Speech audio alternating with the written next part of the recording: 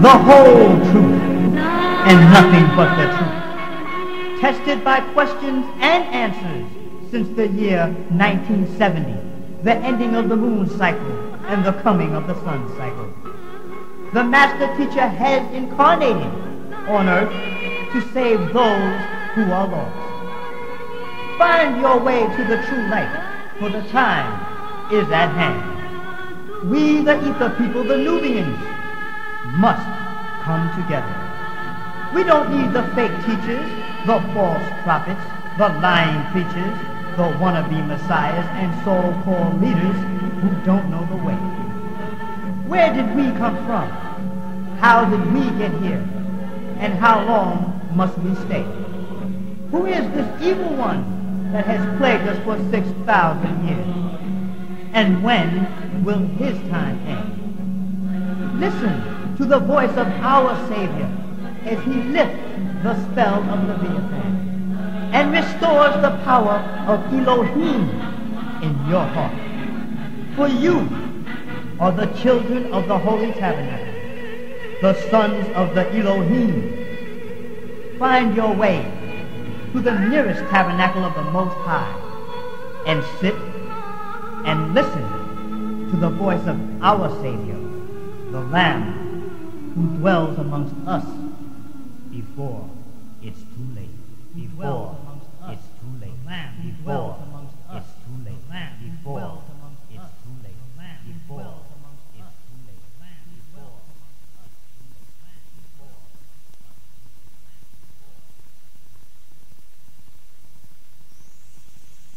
You are now listening to Rabboni Yeshua Bar El Haady on Mount Zion, the city of peace.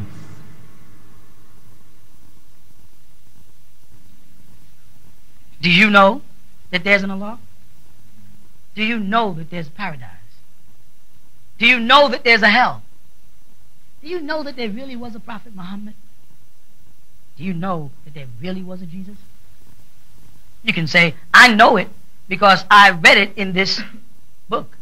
Do you know that this book was written by Allah? Do you know that it was recorded by the righteous? Do you know that it's not a book of the devil? Do you know that you're not the devil and white people are the angels? What do you know? Do you know that there's an Allah? I keep going back to that one. That's the foundation. No, you don't. He, in his scriptures, makes a promise to you. Right? And that promise is that by your faith will you be saved. You've got to be faithful. You've got to be loyal. And loyalty and faithfulness in things that you can't put your hands on comes from patience. That's why I kept going back to Allah. But that's his first name. And then As-Sabur is his last. When you get to the last name, that's the doorway to the patience. He calls himself the killer, the loving, the compassionate, the wise, the knowing. Right? But do you know these things? Because if he's al-alim, you can't be. Allah is a knower. He knows what you know not. And he said that to the angels when they asked, are you going to create another blood-shedding, mischief-making planet? Allah says, I know what you know not. And that also applies to you and I. Allah knows what we know not. Does tomorrow ever come? You say no, because when it comes, you call it today. I didn't ask you that question. I didn't ask you when tomorrow comes, will you call it today? Did I ask you that? I asked you, is there such thing as tomorrow? And until you add your answer, yes, there's a tomorrow. But the moment you put the answer to it, it's no longer existing. Meaning, when I say, is there a tomorrow? Right now, today, yes, there is a tomorrow. But when tomorrow comes and we call it today, then it disappears. You follow that? That you know. Think about it. Faith is you willing to be a sacrifice. for what you believe. That's what the faith is. And the first stage of that is your faith in Allah. You follow? And then you start from there down into and in all those angels. And amantu billahi wa malaikatihi wa kutubihi. It's got to start it. Amantu billahi. I have faith in Allah as He is. That's where it starts. Just concentrate on that first. Don't worry about the scriptures and worry about the books and the prophets and all the colors and the trimmings. Get back to that rudiment. Amantu billahi. You follow that? And that is your millah. That is your deen Allah. Amantu billahi. That's the real. Everything else is trimmings. Those are guideposts in the sea to make us find our way. But amantu billahi is it. What happens as it got down to wa rasulihi, men started worshiping them. The angels, people started worshiping them. You know what I'm saying? They would have stayed on amantu billahi. And I always tell people, when you're really, really, really looking for the seat of Allah, look in there. Don't be looking around no sky. Don't be thinking about no old man sitting up in no cloud with no white beard now. That's Greek mythology. It ain't real. When you're looking for Allah, you better look inside. You're looking for the devil, you better look inside. When you're looking for the angels, you better look inside. Because none of it would exist if you weren't here. None of it would exist if you weren't here. There'd be no heaven if you weren't here. You understand that? There'd be no angels if you weren't here. There'd be no Allah if you weren't here. Because Allah, angels, come with consciousness. You follow that? When you became conscious that they exist, then and only then did they exist. La ilaha stops. Nothing would exist. Illallah. You see? It's two parts. Until you became conscious that there wasn't Allah, He didn't exist. Meaning, before you knew about Allah, was there an Allah to you? Before you knew about angels, was there an angel to you? And isn't it all based on you, to you? Did I miss that? It's all based on you, to you. It's not based on you and your wife. It's based on you and your wife. Not you and your wife. You and your husband. You will be judged alone. You will stand before Allah subhanahu wa ta'ala alone.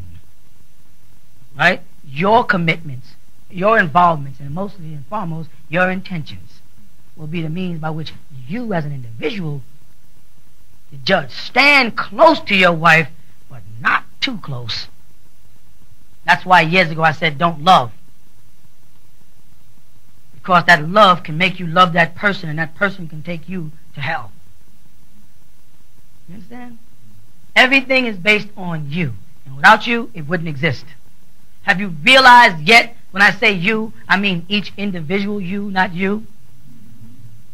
That everything in this room and everything in this universe is revolving around you. Look around you. And everything is an equal distance from you. Everything is an equal distance from you. Look around. Just look around. And realize, regardless of how many people are sitting beside you on this side, and how far that building is or that mountain is out there, it is all around me. I am al-Qubt. You are al-Qubt. You are the center of the universe. You are the magnetic force that keeps your whole universe in order and in orbit. The stars are as far away from you as is important. Not from me. To me, from me. From you to you. You follow that? The whole universe is moving around you. It is all based on you. We will continue following this brief intermission. It is a must for every woman of the Holy Tabernacle to have a stick pin and pendant to hold her headpiece down and to hold her shawl. They are available in gold and silver. They are in the form of Hur, or in the great shield of Abraham with Hur in it, as a protection. At the Tents of Abraham, Post Office Box 50547, Atlanta, Georgia 30302.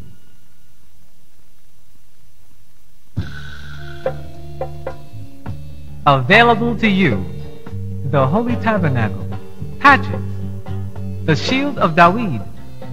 This symbol is the divine love Yahuwah, Elo, has for all of us.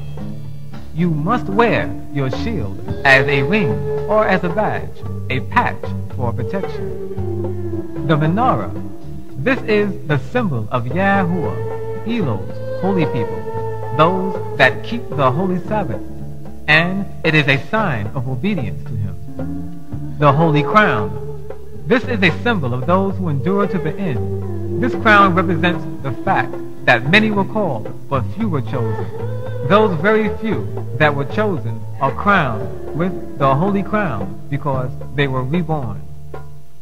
The U.S. patch. This symbol represents the United States, where we, Nubians in America, are now, in brown, red, green, and gold. The Nubian nation flag. This is the flag of the children of Abraham, the chosen ones, and reveals our true colors: brown, Nubian skin; scarlet, blood; green, nature. The shield of David, the menorah, and the holy crown come in gold and 6 other colors: scarlet, brown, green, blue, black, and white. Also, vice versa. For example, scarlet on gold, gold on scarlet, brown on gold, gold on brown, etc. Just $5.50 for packaging. Shipping and handling out of New York, send an extra $1.50. Wear yours and be proud. Start your collection now at the Tents of Abraham, Post Office Box 50547, Atlanta, Georgia 30302.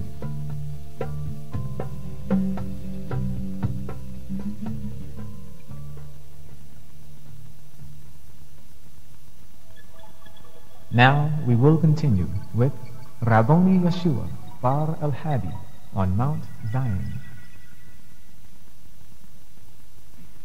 So, on that day, you will be judged. Not you all. Not y'all in. Not you two. You will be judged alone, and you will be judged alone. I say, stand close, but not too close. You know what I'm saying? Love each other, but not too much love.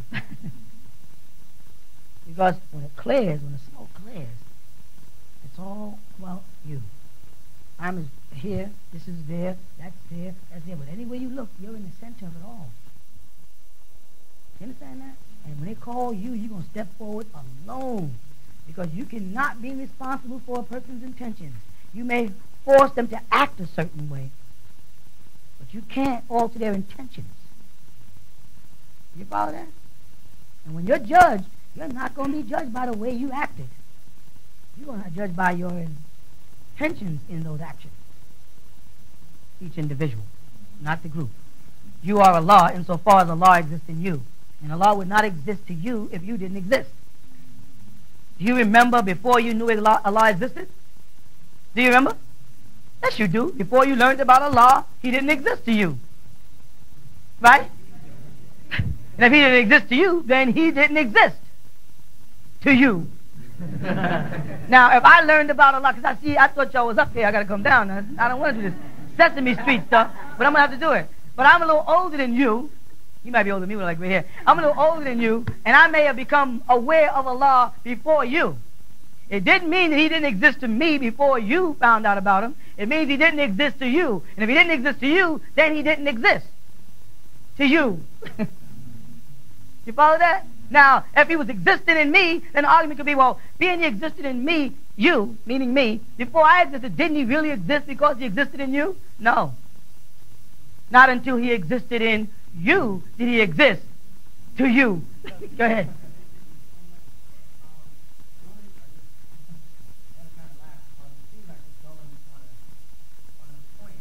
It is. When I studied mathematics, when we made the card, Mhm.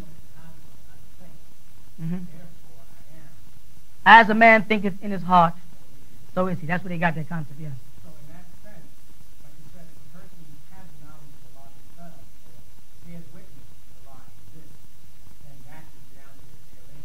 That's right. The person who That's doesn't true. have that, then they're not in the same state of mind. And they don't exist.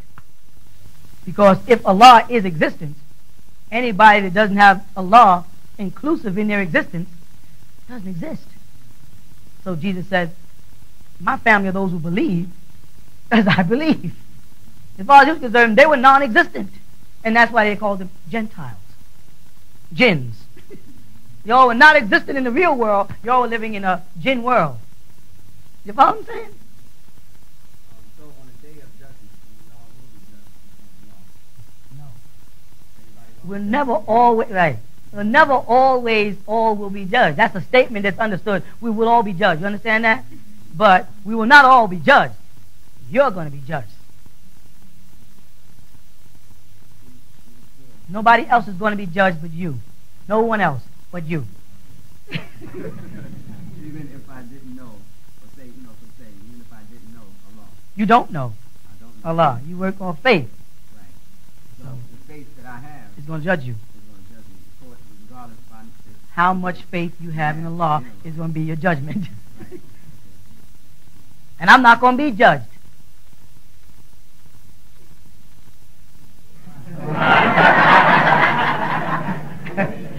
Huh? Because I don't want to be judged.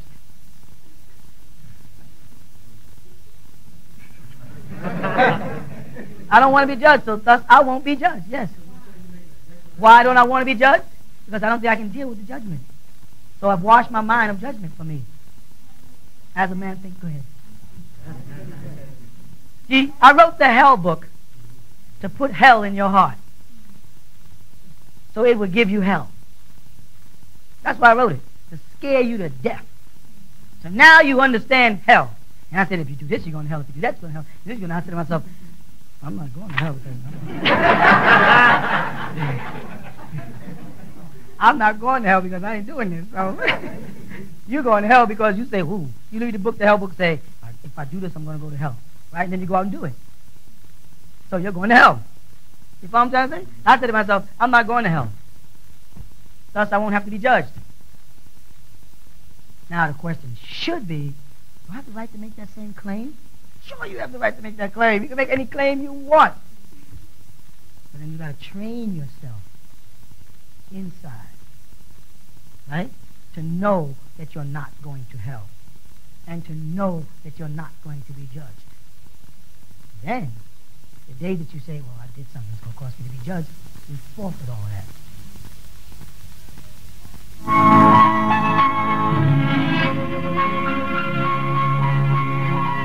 When Rabbul Azim, the Supreme Soul, had finished all that was created on the earth, he rested on the seventh day. Refer to Genesis chapter 2, verse 2. He then gave the commandment that man must observe this Sabbath day and keep it holy. Refer to Exodus chapter 20, verse 10. Everyone must realize the Sabbath is sacred. Al-Quran chapter 4, verse 154 in part. And we, the Elohim, said to them, the Israelites, don't violate the sanctity of the Sabbath. Whether you are an Israelite, Ishmaelite, or Midianite, you must keep the Sabbath holy if you want to keep the covenant. You have been listening to Rabboni Yeshua Bar El Haady on Mount Zion, the city of peace. If you have any comments or questions concerning this program, write to the Tents of Abraham, Post Office Box 50547, Atlanta, Georgia 30302.